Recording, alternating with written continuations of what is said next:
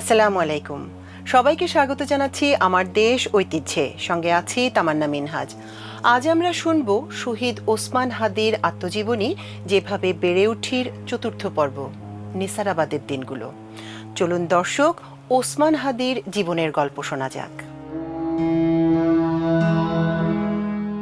নেসারাবাদে class 4-এ সর্বপ্রথম ছাত্র সংসদ নির্বাচনের সময় আমি ইউনিটের পরিচালক অর্থাৎ ক্লাস পরিচালক নির্বাচিত হই সরাসরি ভোটে। প্রতি মাসে ছাত্র সংসদের সব ইউনিটের ক্লাস প্রতিনিধিদের নিয়ে ভিপি, প্রভিপি, জিএস ও এজিএসদের একটি সভা হতো। সেখানে যে ক্লাস সব থেকে ভালো পারফর্ম করত, অর্থাৎ যারা ছাত্র সংসদের জন্য সবচেয়ে বেশি চাঁদা তুলতে পেরেছে এবং যাদের সাপ্তাহিক জলসা অনুষ্ঠান সবচেয়ে ভালো হয়েছে, তাদের জন্য পুরস্কারের ব্যবস্থা থাকতো।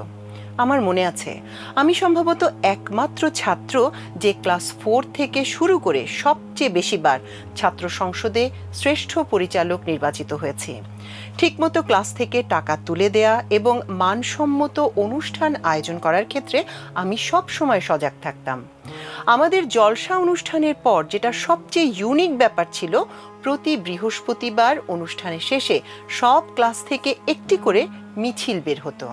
আমাদের ক্যাম্পাসটা অনেক বড়, আপনারা ঝালকাঠিতে গেলে দেখবেন। ক্লাস শেষে যখন মিছিল বের হতো তখন নির্দিষ্ট কিছু ভালো ভালো স্লোগান দেয়া হতো।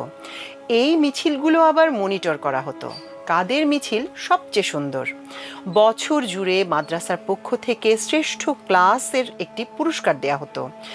এর মধ্যে অনেকগুলোর মানদণ্ড থাকতো, যেমন কোন ক্লাসের স্টুডেন্টরা শতভাগ ইউনিফর্ম মেনটেন করে এসেছে, কাদের জলসা ভালো হয়েছে বা কাদের মিছিল গোছানো ছিল। আমি যখন ক্লাস পরিচালক ছিলাম তখনকার একটা কথা খুব মনে আছে। টিচাররা কখন ক্লাস অবজার্ভ করতে আসবেন তা আমরা আগে থেকে জানতাম না, হুট করে চলে আসতেন। আমাদের ড্রেস কোড ছিল সাদা জামা, পায়জামা, টুপি ও সাদা কিডস। 100 জন স্টুডেন্টের মধ্যে একজনও যদি রঙিন টুপি পরে আসতো তবে মার্কস কাটা যেত। এটা যাতে কোনো দিন না হয় সেজন্য আমি অনেকগুলি সাদা টুপি এক্সট্রা কিনে ক্লাসে রাখতাম। এমনকি 10-12 জোড়া সাদা কিডস কিনে আমাদের ক্লাসের বড় প্ল্যাটফর্মের নিচে রেখে দিতাম। যখনই শুনতাম টিচাররা চলে আসছেন, কেউ ভুলবশত অন্য জুতো বা টুপি পরে এলে তাড়াতাড়ি তাকে চেঞ্জ করে দিতাম। আমার মনে আছে, আমি যে বছর যে ক্লাসে উঠতাম ওই ক্লাসটাই শ্রেষ্ঠ ক্লাসের পুরস্কার পেত। এটা আমাদের জীবনের অন্যতম সেরা গল্প। আরেকটা কথা একটু বলে রাখি, সারা বাংলাদেশে এমন কোনো জেলা নেই যেখানে আমার বন্ধু ছিল না। ইন্টার পর্যন্ত বিশ্ববিদ্যালয়ের কথা বাদই দিলাম, কারণ আমি যেখানে পড়েছি সেখানে 5000 স্টুডেন্ট ছিল। আমি আলহামদুলিল্লাহ গর্ব করে বলছি না, আল্লাহ শুক্রিয়া, আমার 10 বছরের সিনিয়র এবং 10 বছরের জুনিয়রদের মধ্যে আমার চেয়ে বেশি সেলিব্রেটেড কোনো স্টুডেন্ট নেসারাবাদে সম্ভবত ছিল না। আমার 10 বছরের বড় বড় ভাইয়েরাও আমাকে এক নামে চিনতেন। আমার অনেক জুনিয়র আমাকে চিনতেন। শুধু তাই নয়, ওখানকার পুরো গ্রামবাসী আমাকে চিনত। যেহেতু ওখানকার মানুষ পর্দা করতেন, খালাম্মারা, আন্টিরা, তারা সরাসরি না দেখলেও আমি যেহেতু সব মাহফিল এবং অনুষ্ঠান উপস্থাপনা করতাম, তাই আমার কণ্ঠটা সবাই চিনতেন, সবাই বুঝতেন এটা ওসমানের কণ্ঠ।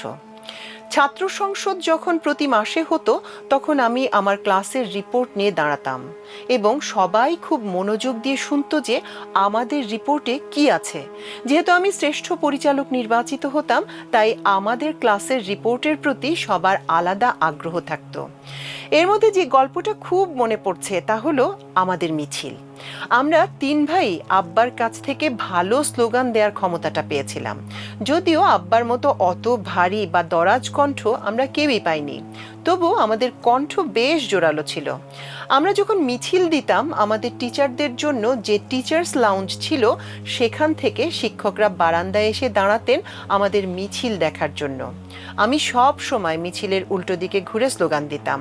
আমি এত ভালো করে দিতাম যে শিক্ষকরা মুগ্ধ হয়ে আমাদের মিছিল দেখার জন্য অপেক্ষা করতেন। একটা গল্প খুব মনে পড়ছে। তখন ক্লাস 6-এ পড়ি। ক্লাস 7-এর সঙ্গে আমাদের খুব হাড্ডাহাড্ডি লড়াই চলতো। লড়াইটা এই জন্য যে পুরো মাদ্রাসার যে কয়জন সেরা পারফর্মার ছিল তাদের অর্ধেকের বেশি ছিল আমাদের ক্লাসে। যেমন আমি নিজে, আমার বন্ধু মাহমুদ, মিসবা, শফিক, আমরা সবাই এক ক্লাসে ছিলাম। এটা ছিল ভীষণ মজার একটা ব্যাপার। তো একদিন জলসার পরের মিছিল নিয়ে আমরা যাচ্ছিলাম। আমাদের ক্লাসে যারা একটু গায়ের জোরে বড় তারা সেদিন ছিল না, কিন্তু 7-এ যারা একটু শক্তিশালী তারা সবাই ছিল। আমরা যখন তাদের মিছিল ক্রস করছিলাম তখন তারা আমাদের মিছিলের মধ্যে ঢুকে পড়ে এবং কেউ একজন কলমের ক্যাপ খুলে পেছন থেকে আমার মাথায় জোরে আঘাত করে। আপনারা অনেকেই জানেন, মাথায় হঠাৎ মারলে অনেক সময় সঙ্গে সঙ্গে টের পাওয়া যায় না। আমি তখন মিছিল সামলাতে ব্যস্ত ছিলাম, কারণ মিছিল ভেঙে যাচ্ছিল। এরপর হুটহাট মারামারি লেগে গেল। আমি সবাইকে টেনে সামনে নিয়ে গেলাম মিছিল দিতে দিতে। আমি যেহেতু উল্টো ঘুরে মিছিল দিচ্ছিলাম, পেছন থেকে কেউ আমার অবস্থা দেখতে পাচ্ছিল না। হঠাৎ একজন অন্য দিক থেকে দৌড়ে এসে আমার পিঠে হাত দিল এবং দেখা গেল পুরো মাথা থেকে রক্ত পড়ে আমার সাদা জামার পিঠ লাল হয়ে ভিজে গেছে। আমার সামনে হাত আনার পর রক্ত দেখে বুঝলাম কি হয়েছে। এরপর যা হওয়ার তাই হলো। সবাই প্রিন্সিপাল হুজুরের কাছে গেল। পরে ক্লাস 7 আমার পুরো ট্রিটমেন্টের খরচ দিল এবং সব মিটে গেল। ওরা মাঝে মধ্যে আমাদের ক্লাসের সামনে ফুলের টব ভেঙে ফেলতো যাতে আমরা ফার্স্ট না হই। আমরা তখন কান্নাকাটি করে বিচার দিতাম, কিন্তু আমাদের আটকাতে পারতো না, কারণ ওদের শক্তি বেশি থাকলেও পারফরমেন্সের দিক থেকে আমাদের ক্লাস সব সময় এগিয়েছিল। এভাবেই এক সময় দাখিল পরীক্ষা দিয়ে ফেললাম। নেসারাবাদের গল্পের ফাঁকে আরেকটি অসাধারণ গল্প মনে পড়ল। ক্লাস 8-এ যখন পড়ি তখন মাথায় ঘুরপাক খেলো যে একটা মাসিক পত্রিকা বের করব।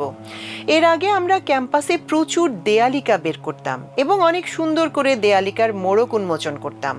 আমি যেহেতু পুরো মাদ্রাসায় পরিচিত ছিলাম এবং প্রিন্সিপাল হুজুর থেকে শুরু করে ডিসি, এসপি বা বিভাগীয় কমিশনাররাও আমাকে প্রোগ্রামের কারণে চিনতেন, তাই সাহস করে পত্রিকা বের করার উদ্যোগ নিলাম। লেখা সংগ্রহ করলাম এবং ক্লাস 8-এ বসেই প্রথম একটি প্রিন্টেড মাসিক পত্রিকা বের করলাম। নাম ছিল নবজাগরণ। আমি সেটির সম্পাদক ছিলাম। আমি 3টি সংখ্যা বের করতে পেরেছিলাম, যার একটি সংখ্যা এখনো আমার কাছে আছে। সেই নবজাগরণে কবিতা, গল্প এসব থাকতো। দাখিল পর্যন্ত আমাদের এই জার্নিটা ছিল অসাধারণ। এক কথায় নেসারাবাদে আমরা এক দুর্দান্ত জীবন কাটিয়েছি। এর সঙ্গে সেরা পড়াশোনাটা। নেসারাবাদে আমি দেখলাম যে আসরের পরে আমাদের কোনো দিন ইংলিশ বিভাগ, আবার কোনো দিন আরবি বিভাগের মাঠে বসে প্রোগ্রাম হতো।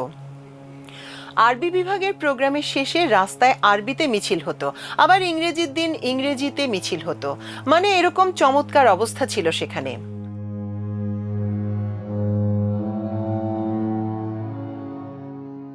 দর্শক, ওসমান হাদির জীবনের আজকের পর্ব এ পর্যন্তই। ইনশাল্লাহ খুব দ্রুতই 5ম পর্ব নিয়ে আপনাদের সামনে হাজির হব। এতক্ষণ সঙ্গে থাকার জন্য অশেষ কৃতজ্ঞতা। আল্লাহ হাফেজ।